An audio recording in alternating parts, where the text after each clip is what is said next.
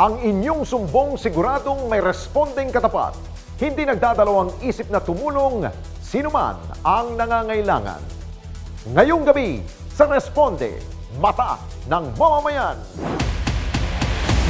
Banta ng The Big One o malakas sa paglindol sa ating bansa, paano nga ba natin ito dapat paghandaan? Sunog! Laganap na naman! Mga dapat nating gawin para ito ay maiwasan, ating alamin. Grupong tumutulong sa mga batang may kondisyon na Down syndrome, mga certified e-responder. Northern Luzon Cobra Hunters, re-responde na! Aktual na paggalugad sa mga lugar na pinamamahayan ng Cobra, abangan!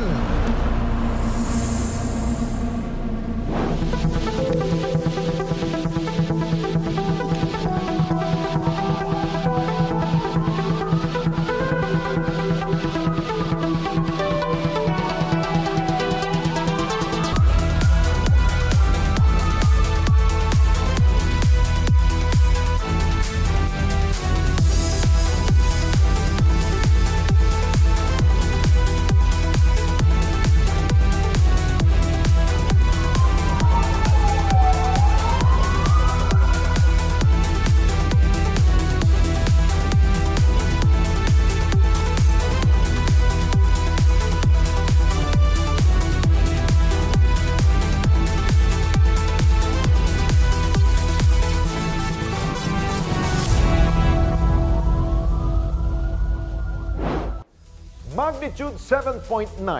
Itong naitalang pinakamalakas na lindol sa bansa, dyan po sa Moro Gulf noong 1976. Matapos ito, sunod-sunod na rin ang naitatalang malalakas na lindol dito sa Pilipinas. Tulad na lamang noong 1990, nang tumama naman ang 7.7 na magnitude na lindol sa malaking bahagi ng Luzon. Sa kabila nito, ano nga ba ang dapat asahan at paghandaan sa pagdating ng The Big One?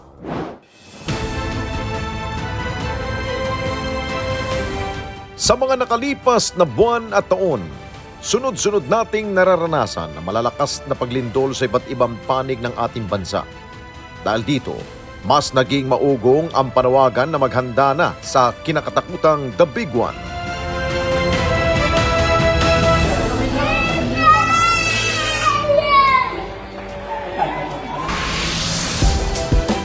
Isinalarawan ni Secretary Renato Solidum ng Department of Science and Technology o DOST ang magiging senaryo sa pagtama ng The Big One.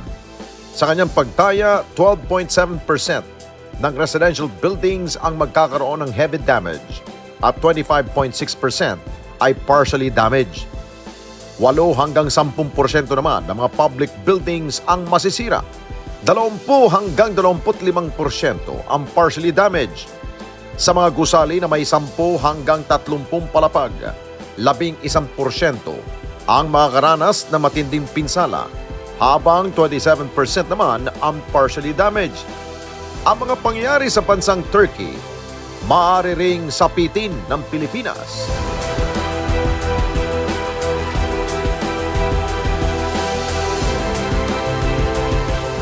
Hindi lamang mga establishmento, ngunit maging buhay ay posibleng mawala. Pinangangambahan din, nasa tinatayang 11 milyong populasyon, 33,500 ang mamamatay habang nasa 113,000 ang maaring masugatan.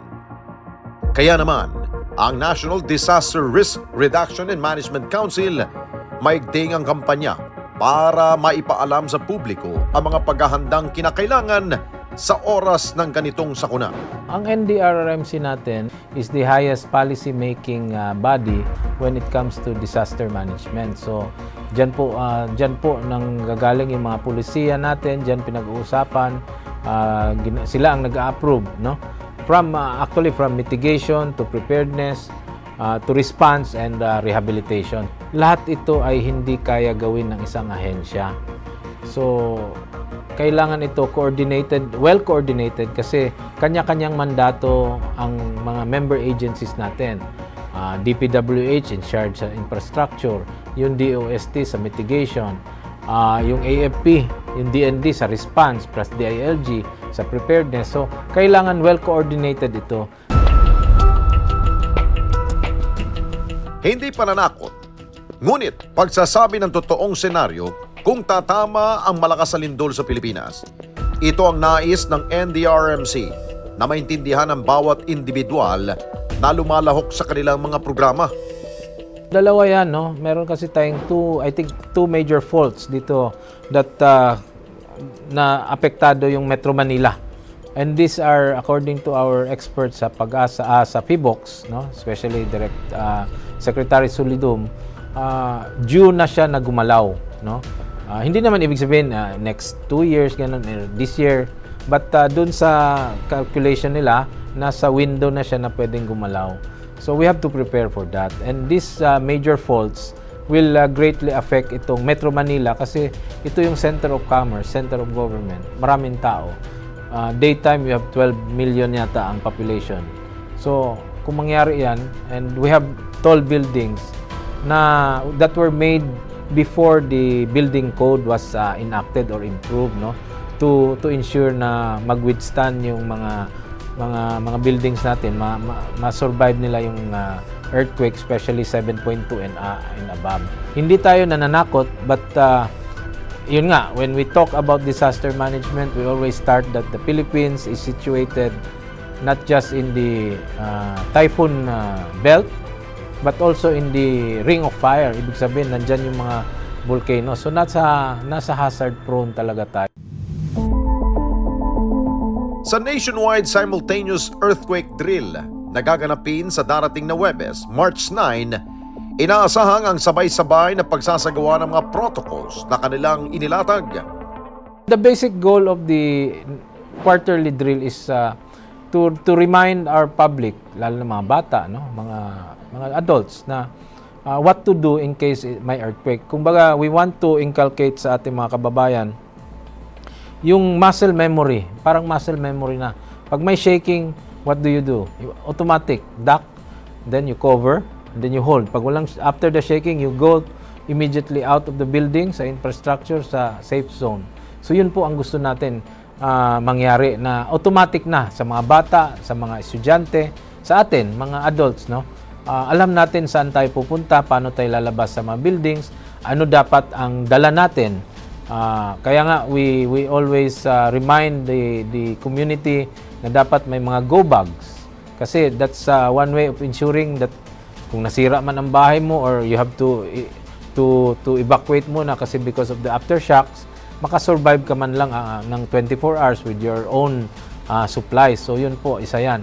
So gusto namin maging muscle memory yan, paulit-ulit natin gagawin para po mapasok sa ating mga consciousness na we have a hazard and we really have to be prepared for it. Maging ang mga nasa kanilang mga bahay, importanteng makilahok din sa gagawing drill. Yung aming capacity building initiatives ay makaabot sa barangay level. And we really have to work with local government units on this kasi hindi kaya ng mga national agencies yan. Ang meron talagang capacity to do that is mga LGUs. So ang ginagawa natin for a start is train the trainers, no? We train the local leaders para sila ang ano niyan. And then we capacitate yung kanilang mga local responders, no?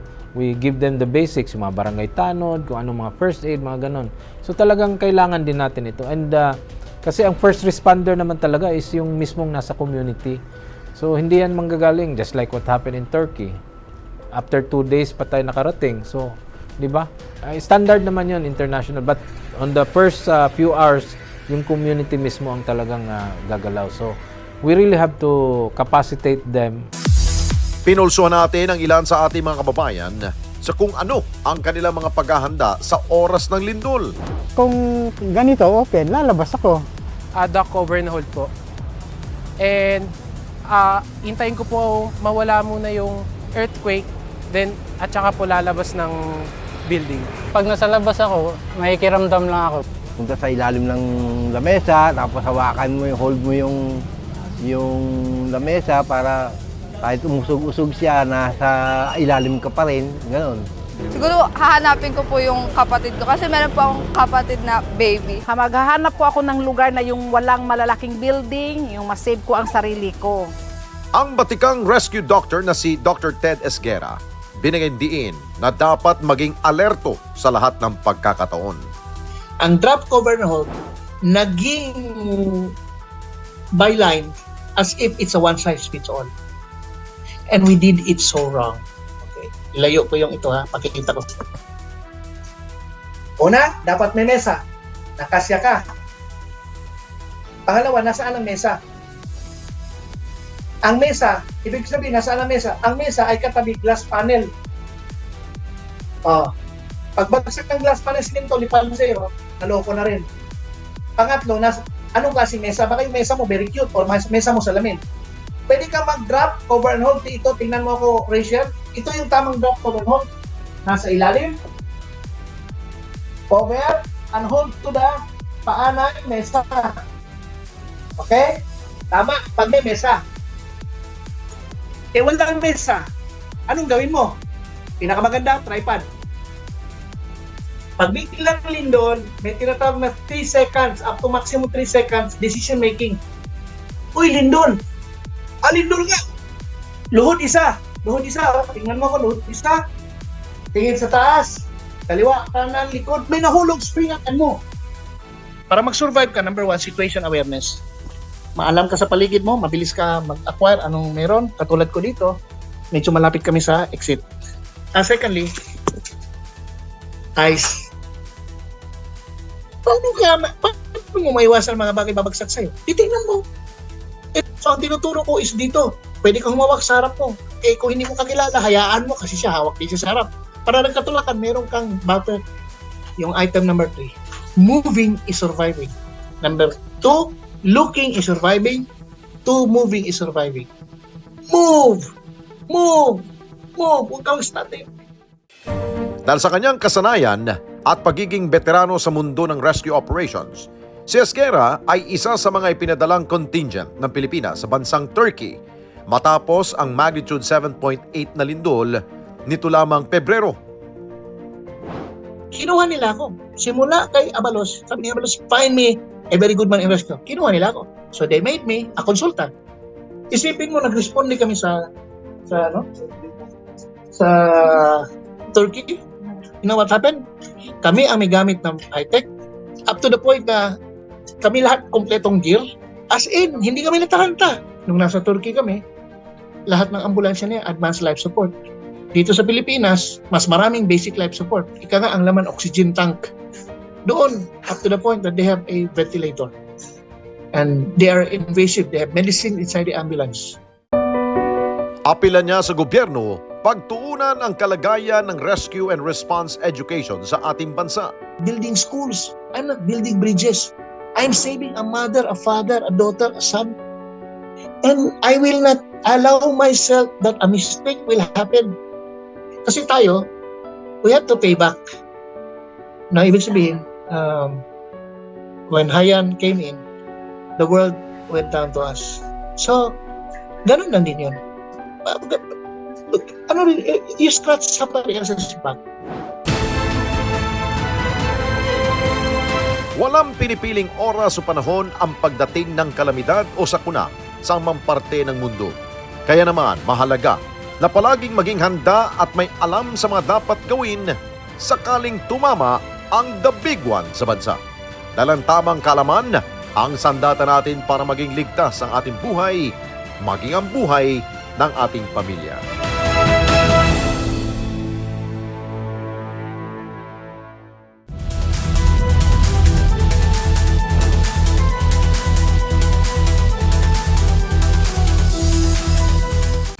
Bawat pagkain siguradong may kwento, lalo na ang mga ipinamana pa at inabot na ng dekada-dekada. Namnamin ang lasa ng mga pagkaing may nakabubusog na kwento. Isa-serve na ang Savoring Stories sa LTE. Love, Tony Pet and Everything. Monday to Friday, 7 a.m. sa Net 25. On your way to success? Start with the best. New Era University. where we guide every individual to their natural state of excellence. Enroll now, because New Era University awaits the future we can build together.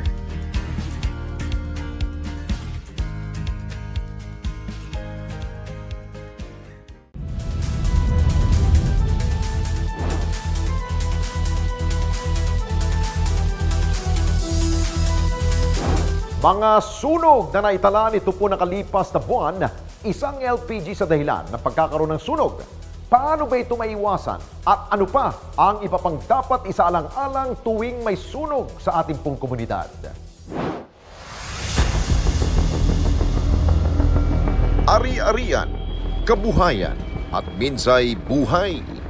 Itong tinutupok ng naglalagablab na apoy tuwing may sunog. Kaya naman ang Bureau of Fire Protection o BFP at mga fire volunteers tuloy-tuloy ang kampanya para masagip at marespondihan ang lahat sa banta ng sunog.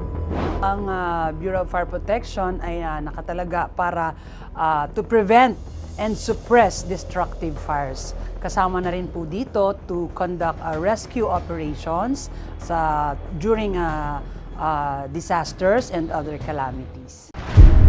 Sa datos ng BFP, umabot sa mahigit 13,000 ang sunog na naitatala sa pagsasara ng taong 2022. Mas mababa ito ng 4% sa naitalang bilang noong 2021. Bagamat may pagbaba, hindi pa rin dapat na maging kampanteng lahat, lalo na't nagbabago di umano ang trend sa pangunahing pinagmumulan ng sunog ayon sa ahensya. Ang atin pong naging trend nung simula pagpasok ng pandemic, bumaba po ang fire incidents natin. Like, ang data natin sa ngayon ay from January 1 to March 1 ay nagkaroon po tayo ng 1,931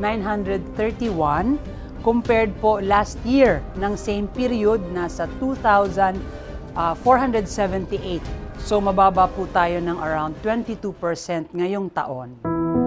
Bago magpandemya, ang open flame katulad ng mga naiiwang kandila, torch at LPG ang kadalasang pinagmumula ng sunog. Ang atin pong top 3 causes of fires natin, ang nangunguna ay yung tinatawag nating electrical ignition caused by arcing, from the word arc. So ito po yung mga linya ng kuryente na nasira, nag-brittle, na-chip, or minsan kinukutkot ng mga daga. When the electricity passes, yan po yung nag-aarko yung kuryente at nadadamay na po yung ating mga karatig combustible materials. Ang pumapangalawa naman po ay yung electrical ignition caused by loose connection. So ito naman po yung mga saksakan natin na minsan maluwag, yung mga extension wires, yung mga octopus connection, na ang gusto nating ipaalala ay ang extension wires natin, built na siya, for example, good for 2 lang po talaga. However, nagiging maling practice, nilalagyan pa natin ng another multiple socket. So yun po, wag po sana natin ng maging practice yon. Ang pangatlo po ay ang smoking. So ito ang ating panawagan is sa ating mga naninigarilyo na sana i-dispose properly ang kanilang upos, dahil kung saan man ito itapon, merong dry leaves.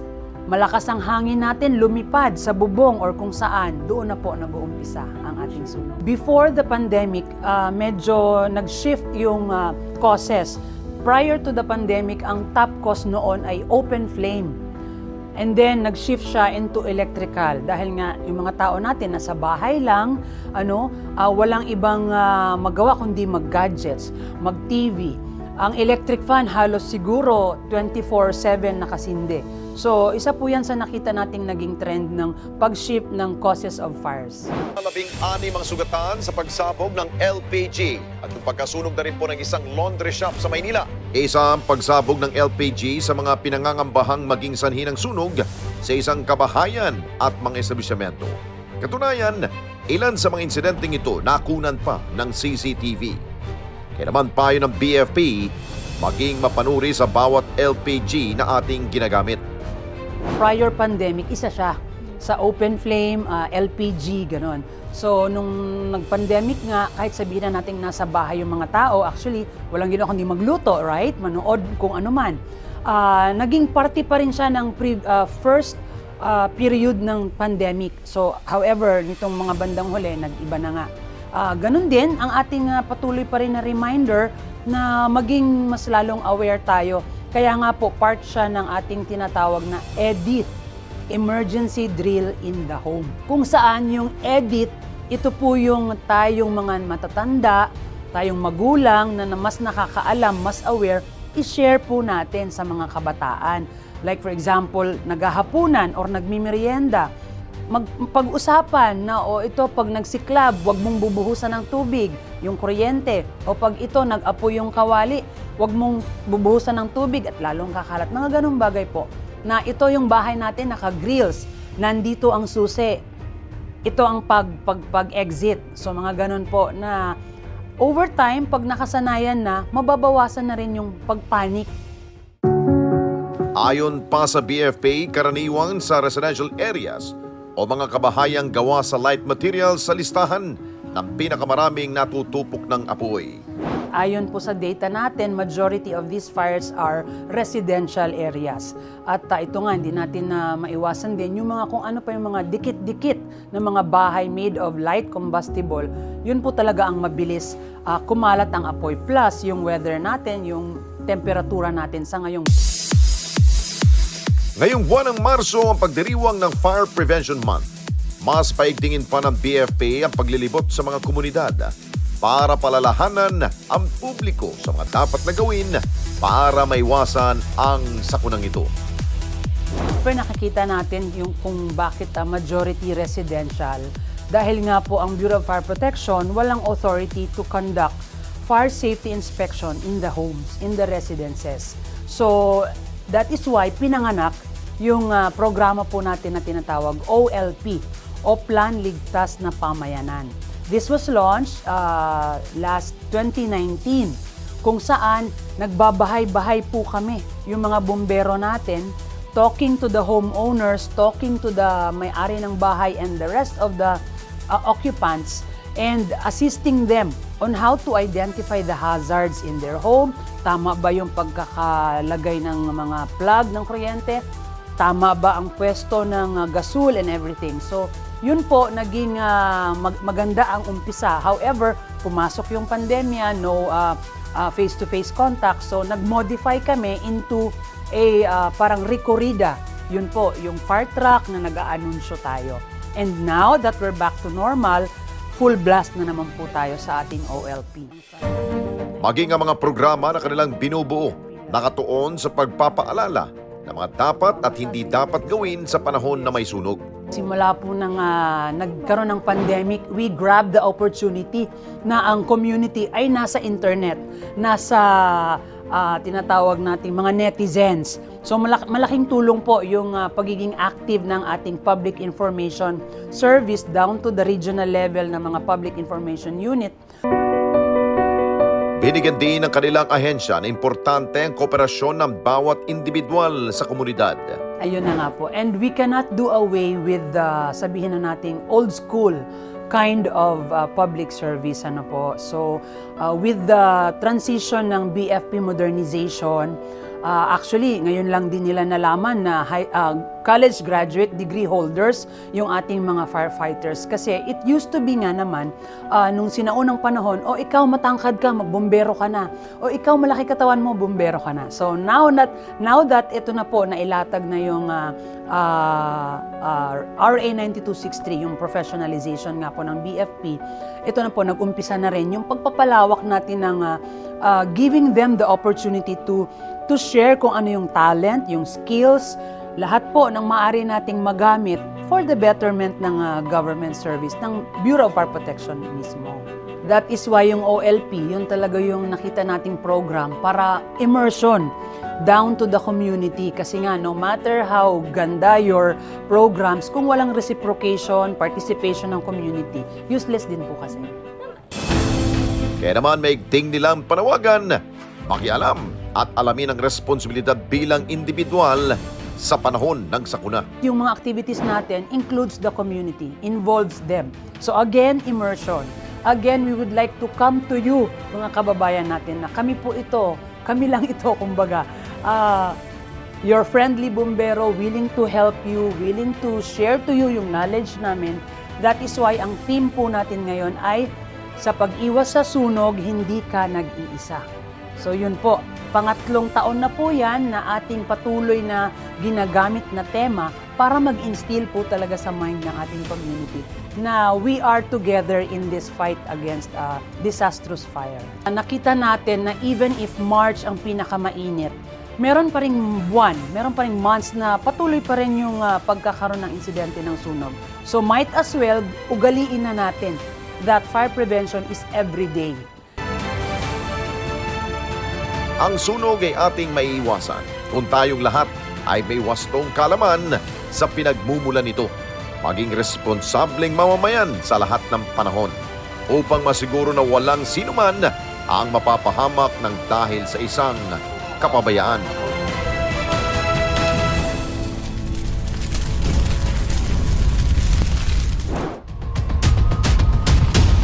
Northern Luzon Cobra Hunters re-responde na.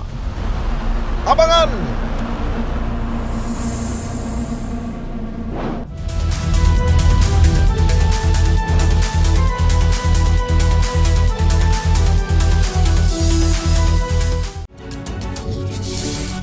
When a story starts with faith, it can only grow further and stronger.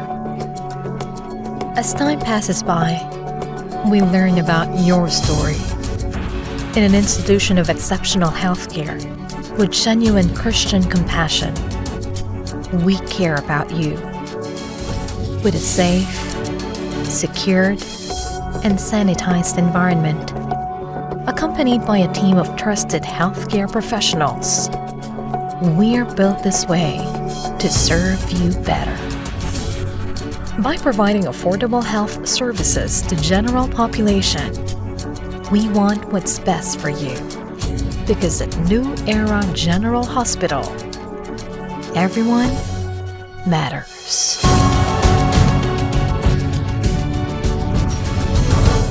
We are now open for business.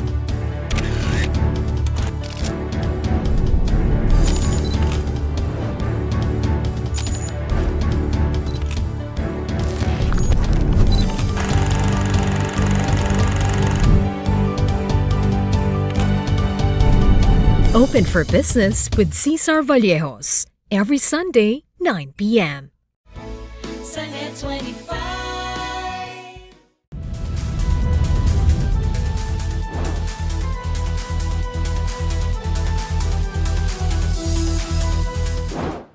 Pagtulong sa mga kabataang may kondisyon na Down syndrome. Ito ang layunin ng NGO na Down Syndrome of the Philippines Incorporated.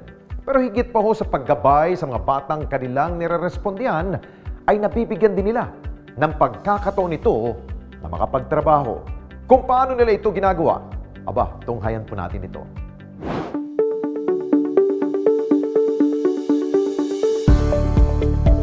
Batay sa tala ng Asian Parent noong 2020, dito sa Pilipinas, isa sa bawat 800 ipinapanganak na mga sanggol ay merong genetic condition na Down syndrome. Lumalabas sa pag-aaral na may higit sa 100,000 pamilya sa bansa ang may kapamilya na may Down syndrome. Kaya naman ang grupong Down Syndrome Association of the Philippines Incorporated nakasentrong kanilang pagresponde sa pag-alalay sa mga batang may ganitong kondisyon. 31 taon na ang nakalipas mula nang itatag ang kanilang grupo. Yung Down Syndrome Association of the Philippines na naitatag siya noong 1992, February 1992. Nangyari yung pagbuo niyan sa isang clinic ni Dr. Menchit Padilla, she's our geneticist, And nagkataon na nung mga panahon na yon, wala pang asosasyon talaga. So nandun nagtagpo yung family ni Tony Pasha at saka ni Mr. Wamsi. So naitanong nila sa sarili nila na bakit walang asosasyon na parang parent support group na nagtutulungan para umalalay sa mga magulang na kagaya nila. Napagkasunduan ni Mr. Wamsi at saka ni Mr. Pasha na itayo ang Down Syndrome Association of the Philippines. Ang mga magulang na may anak na may Down syndrome ang una nilang ginagabayan. It's a parent support group, no? Bakit kailangan natin yon? Ang mga magulang na nakabalita o tumanggap ng balita na yung anak nila may Down syndrome, isa lang ang nararamdaman yan eh. Lungkot, takot, pag-aalala, galit, nakukonsensya. Ano yung itinuturo natin sa kanila? Medical information, bakit merong Down syndrome? Ano yung nangyari na wala silang dapat sisihin? Ang Down syndrome is a genetic glitch. It happens to anybody.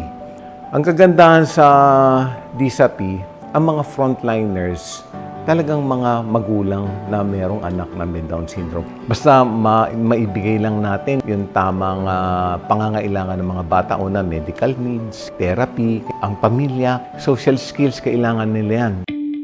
Nagbibigay din sila ng dagdag kaalaman sa pag-aalaga sa mga batang ito. Meron tayong mga early intervention seminar.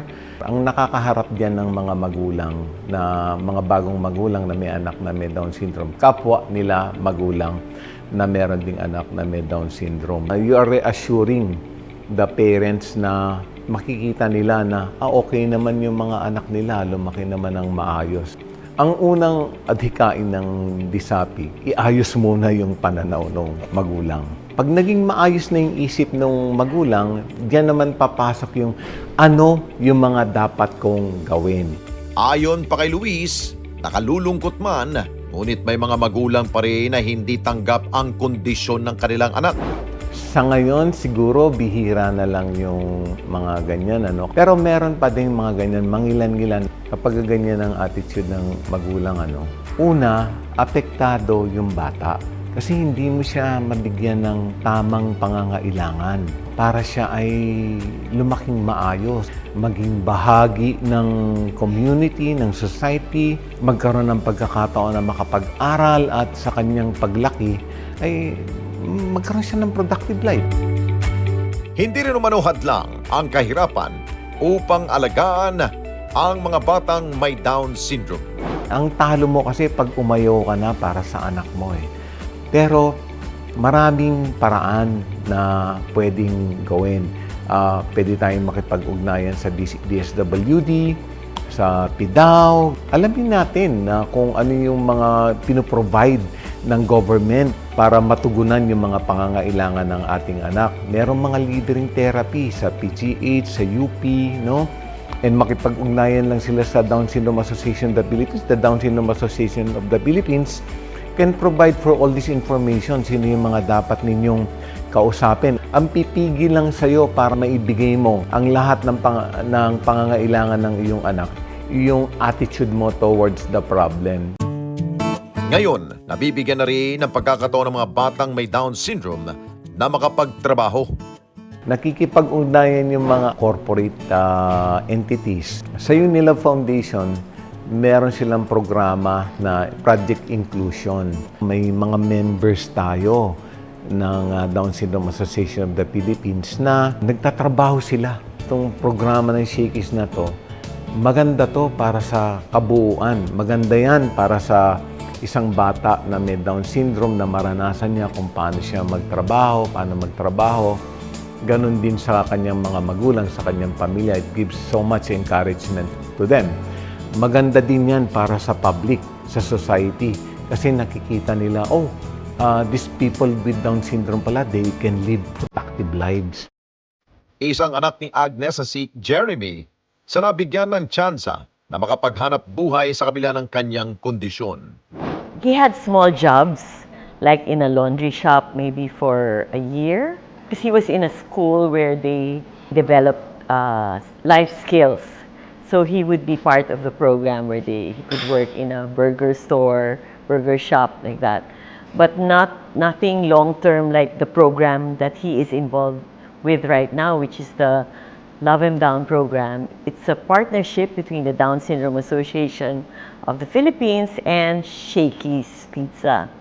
So he started working in February 2018.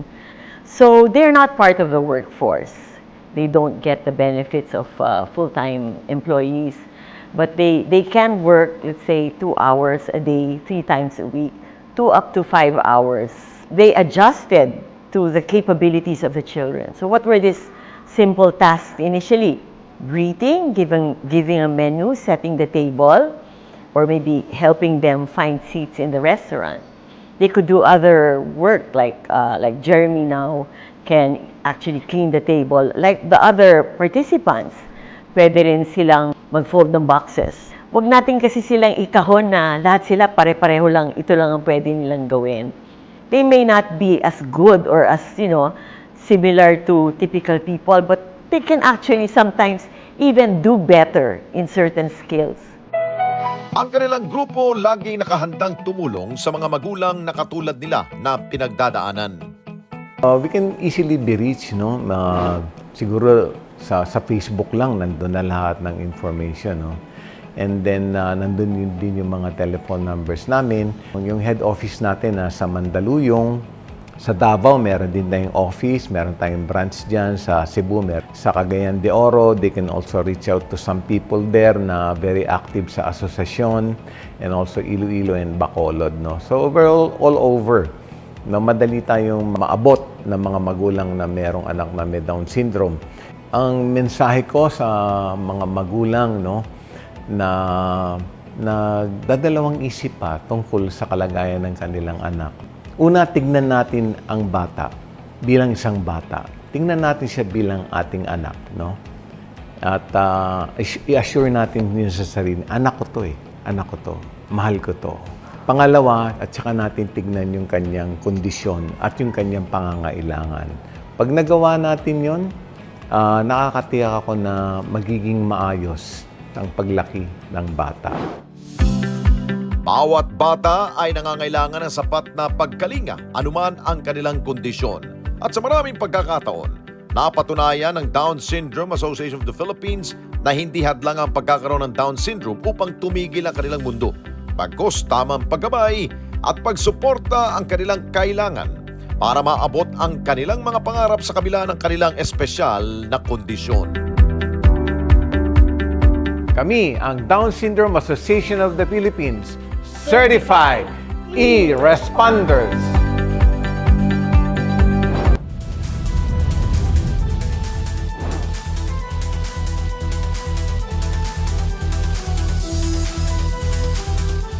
Sa mata ng balita, una sa kaalaman, mga boses na mapagkakatiwalaan ng mamamayan. Higit sa 100 milyong pisong halaga ng shabu ang nasapat sa isinagawang bypass operation sa lungsod ng Baguio. Natakot naman at nalungkot ang mga negosyanteng Chinese-Filipino sa sinapit po ng businessman at ang driver nito na dinukot at pinaslang. Ali Soto, Alex Santos, Mata ng Agila Primetime. Lunes hanggang Biyernes, alas 6 ng gabi, dito lang sa Net25. Let's get together sa Net25. Sa Net25. Hindi tayo napapayag na mapunta sa kurakot ang salaping pinaghirapan ng bawat Pilipino. Mga balita kaliwat kanan para sa katotohanan. Hindi namin aatrasan. Tumutok na at maging maalam. Bata ng Agila. Weekend tuwing Sabado alas 4 ng hapon.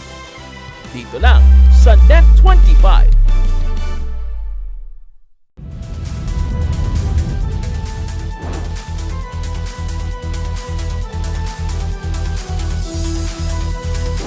Isang grupo ang ating nakilala na hindi lamang po sila nakakatulong sa kalikasan, madalas maraming buhay din pong kanilang nasasagip. Sila mga Cobra Hunters mula sa lalawigan ng Tarlac. Ang kanilang pangunahing misyon, respondihan ng mga taong nalalagay sa peligro dahil po yan sa pagsik ng kamandag ng Cobra. Ang kanilang aktual na paggalugad sa pinamamahayan ng mga Cobra. Aba, sinamahan po yan ng Responde Team.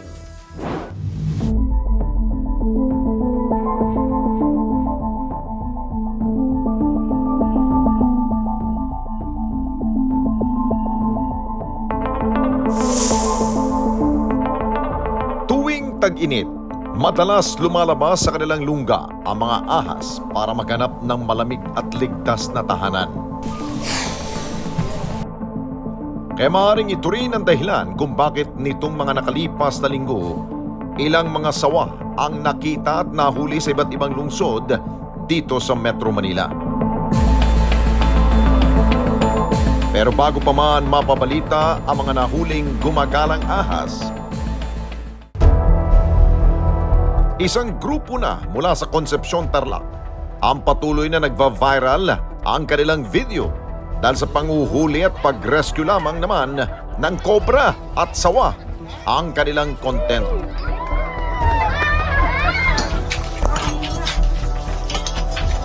Iyan ang kakaibang ginagawa ng mga karesponde natin na Cobra Hunters na pinangungunahan ng matagal ng Cobra Hunter na si Lauro at Alfred o mas kilala bilang Cobra King at Zuma.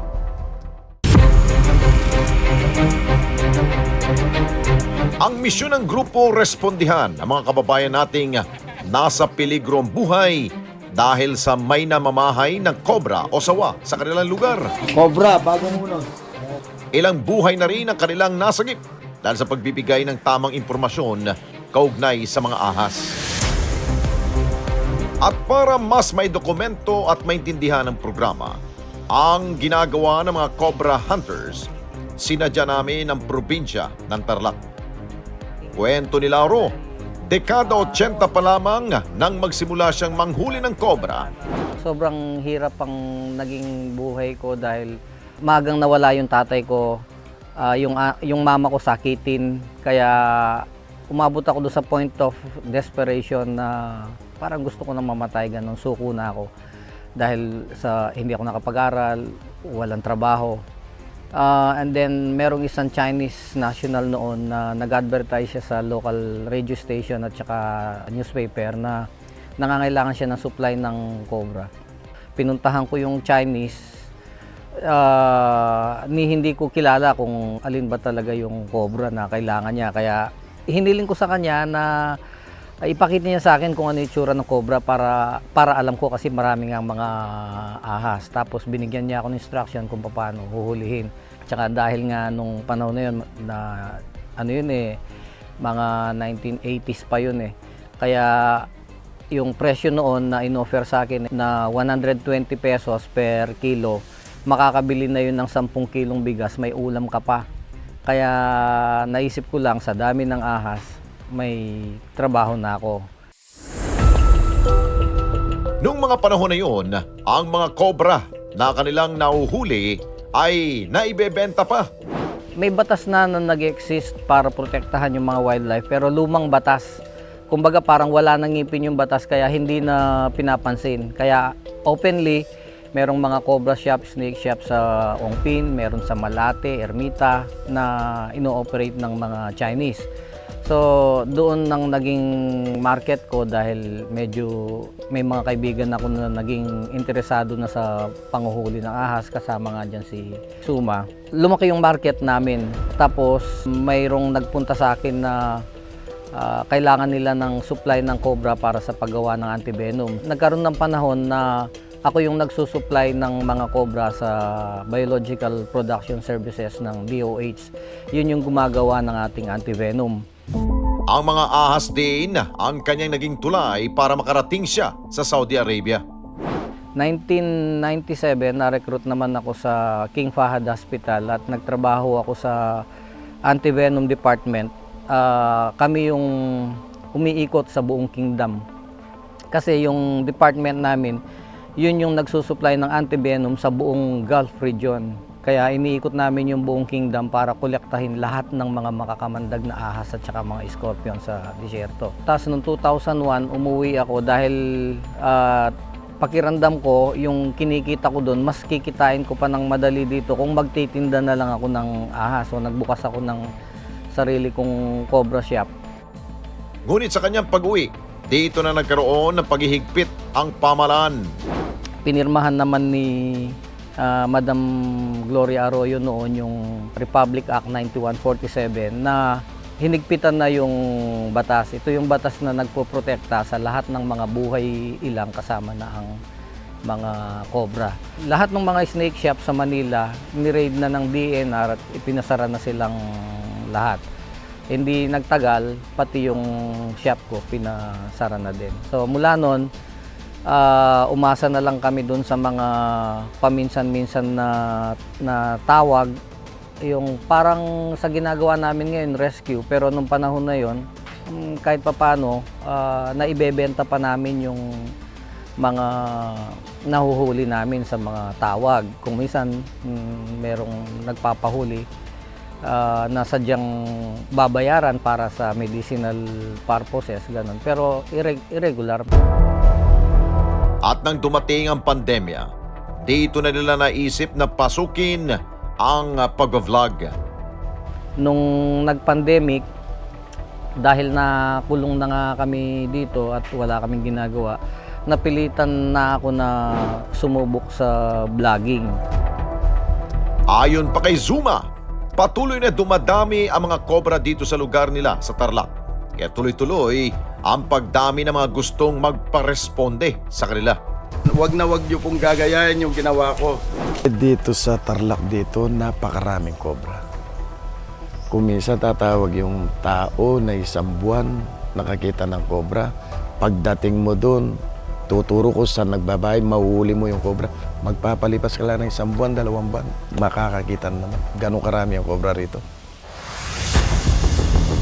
Pinatotohanan din niya na ngayong summer season, naglalabasan ng mga ahas sa kanilang bahay. Pag tag-araw, sir, lumalabas ng araw yan. Pag nauwaw, iinom ng tubig. Pero pag tagulan, ayan, bihira lang. Pag ganito pong tag-araw na, malinisan na sa bukid, wala ng tubig, sa loob kasi ng bahay, bakuran, meron po silang tubig, yung pag naglalaba, doon sila pumupunta yung mga naghahabol ng tubig, pagkain. Ngunit paalala ni Lauro, may kakibat na panganib ang ginagawa nilang panguhuli ng mga cobra. Yung panguhuli, madali lang yon. Yung peligro niya ay yung kung aksidenteng makagat ka. Ang venom ng cobra ay neurotoxic. 10 to 15 minutes lang, usually meron ng mga signs and symptoms yan. Pagka inabot ng 20 minutes to 30 minutes, pwedeng unconscious na yung pasyente. 1 hour to 2 hour, pwedeng mamamatay na yung pasyente. Ganun siya kadelikado. Yung mga kasamahan namin dati na na-interview sa mga TV shows noon, grupo kami, nasa 6 or 7 persons kami. Kaming 2 na lang ni Zuma natira. Lahat yun patay sa snakebite. Sa kalagitnaan ng aming panayam, nakatanggap ng tawag si Zuma mula sa isa nilang kababayan na nais magparesponde sa paghuli sa nakitang ahas sa kanilang lugar. Mayroon pong pinagbalatan ng cobra. Yung pong nagsosoft drinks na yan sa bungad po mismo ng baryo. Doon sa may tindaan. Basta nandun siya sa palayan ni Mr. Villanueva, kung Villanueva. Okay, sir. BBI na po kami nito. Pupunta na po kami. Kasama po namin ito pong tropa po ng ito pong Net25 po sa TV. Kasama namin. Aktual na paggalugad sa mga lugar na pinamamahayan ng cobra. Abangan!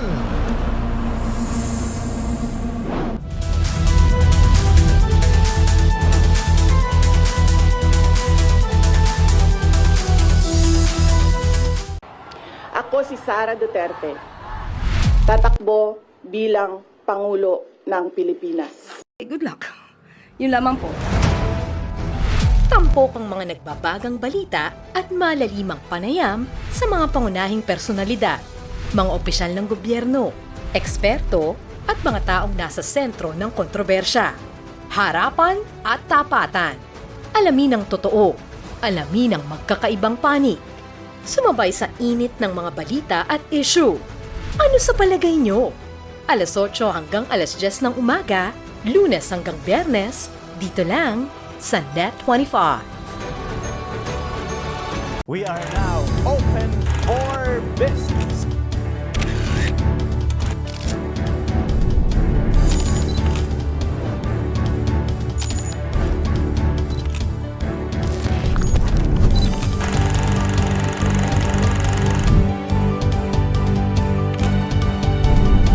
Open for Business with Cesar Vallejos. Every Sunday, 9 p.m. Sunnet 25. Ang bawat pagkain siguradong may kwento, lalo na ang mga ipinamana pa at inabot na ng dekada-dekada. Namnamin ang lasa ng mga pagkaing may nakabubusog na kwento. Isa-serve na ang Savoring Stories sa LTE. Love, Tony Pet, and Everything. Monday to Friday, 7 a.m. sa Net 25.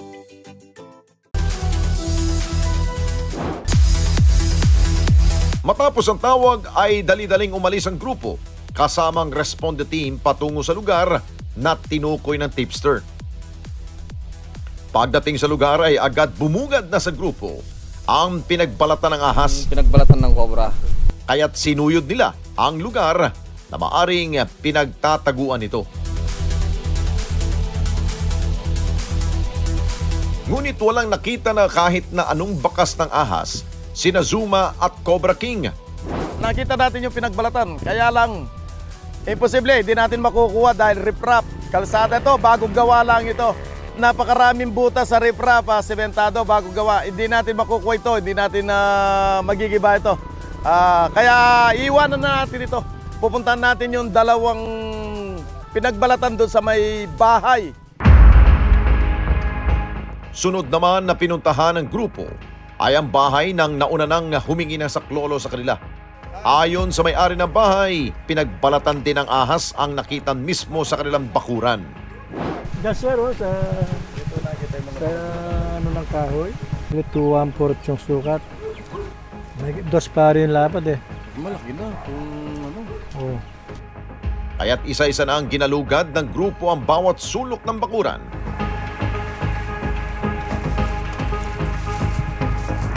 Maya-maya pa, isang kobra abay lumitaw sa ilalim ng mga lata ng pintura.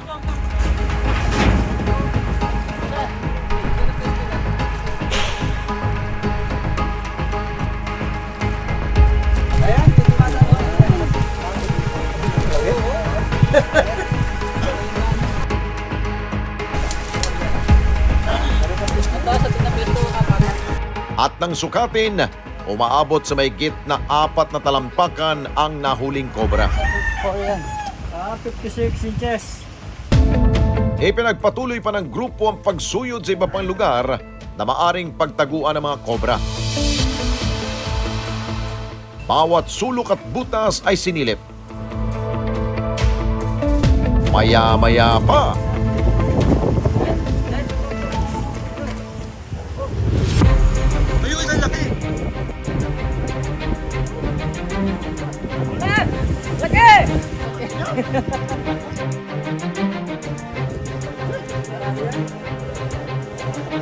Yan po ay cobra o Philippine cobra?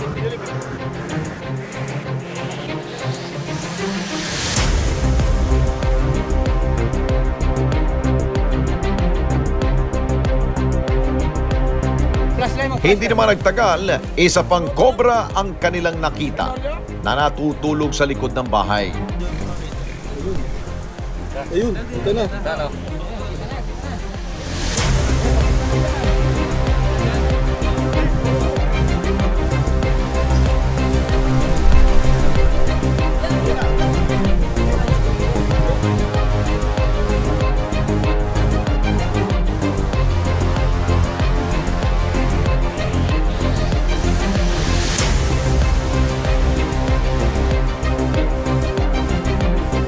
Sa kabuuan, hindi lang isa pero 3 kobra ang nakuha ng grupo ngayong araw na ito.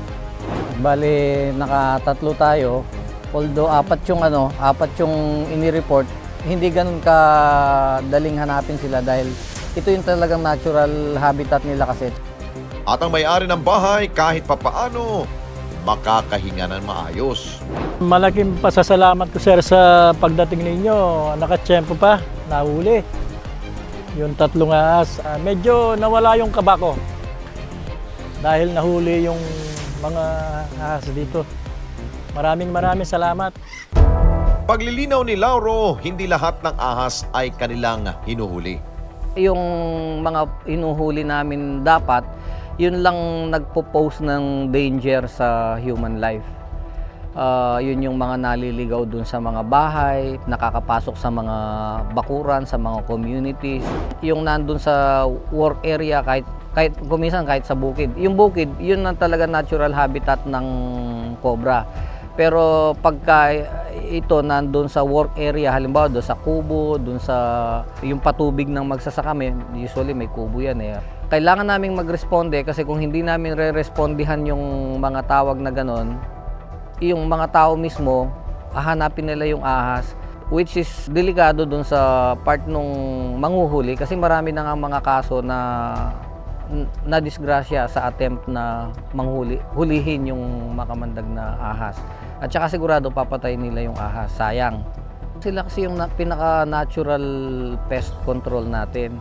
Halimbawa, yung isang pares silang ng daga, pagka tuloy-tuloy na manganganak yan sa loob ng isang taon, sa estimate, abot yan ng mga 15,000 eh. Isang pares na daga. Imagine kung kakain na lang ng isang daga sa isang linggo yung isang cobra. Imagine kung gaano karaming daga yon. Katuwang rin nila ang Department of Environment and Natural Resources o DENR sa kanilang mga ginagawa. Kasama po namin na nakatutok na po kami dito sa DNR. Yung pong naiipon po namin na sa rescue, pumupunta po kami sa DNR, kasama po namin DNR nagpapakawala sa wild.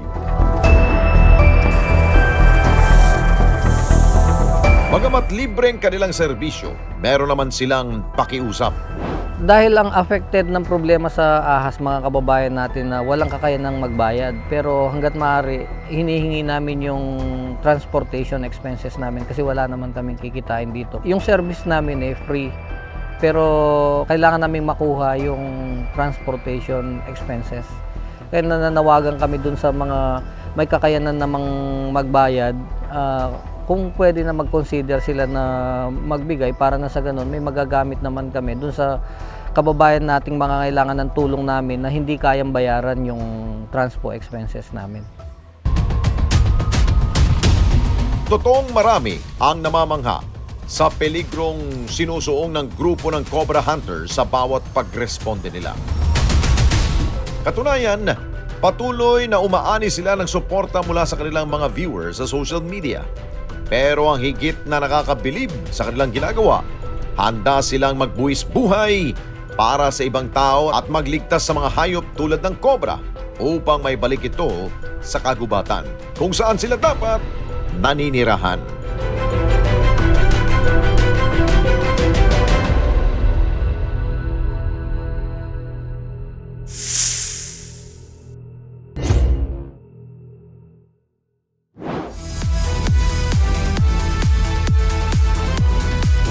Kung kayo po ay may nais na isumbong sa inyong lugar, problema sa lipunan na gusto ninyong paaksyonan, mag-text sa 0915-415-1035 o mag-email sa responde@net25.com. Pwede rin kayo magpadala ng mensahe sa ating pong Facebook page at Net25TV. Sa ating lipunan, hindi na humawawala ang mga samot-saring problema. Kaya, tuloy lamang pong pag-aksyon, paghahanap ng solusyon, lalo na ngayon na may masasandalan ka ng Certified E-Responder. Ako po si Alex Santos at ito ang Responde, mata ng mamamayan. Ito ang aming layunin para sa bayan kong mahal. Disiplina ang susi sa napipintong kaayusan. Walang imposible, basta tamang diskarte. Itama natin kasama ang Responde. Itama natin kasama ang Responde. Laging handa, mapagmasid, impormasyong tama ang ihahatid. Tulong at serbisyo ay itatawid. Responde namin sa inyo walang patid. Tutuparin namin ang tungkulin para sa mamamayan. Tenga at bibig ng masa sa kapakanan ng bawat isang Pilipino. Kahit sino, lagi palaban para sa tama't di mo. Pag-aalilangan ng